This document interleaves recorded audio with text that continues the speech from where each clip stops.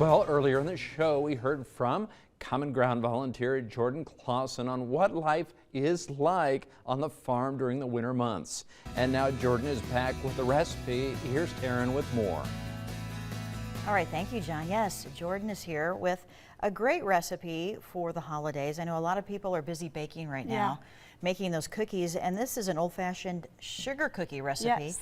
Whose recipe is it? Yeah, I'm on a Facebook group for moms, and this is just like an easy recipe. It's a no rise, no chill. So when you have a little 2-year-old helping you in the kitchen, it's a quick one. Okay, perfect. So what do we need?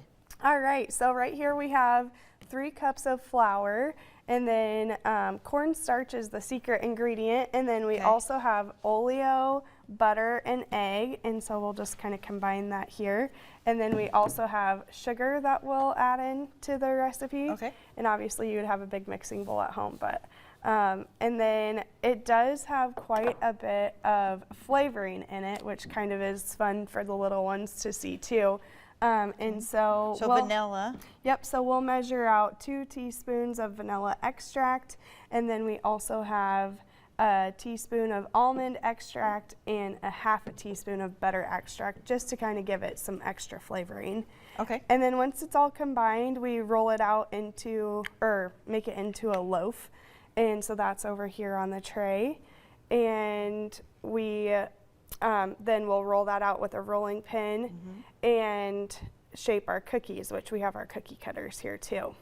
Great. All right, and so you've had success with this recipe. Yes, I have.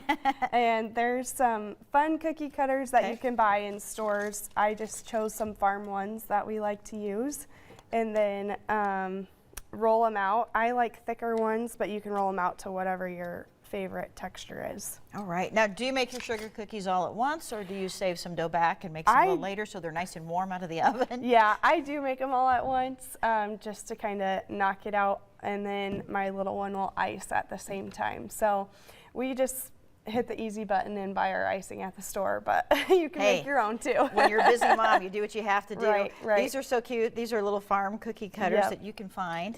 Perfect. And here we go. We have a little pig, a barn, a horse, very cute. And then decorate as you would like. All right. Well, this recipe is on our Pure Nebraska Facebook page if you guys would like to copy it down. Jordan, thank you.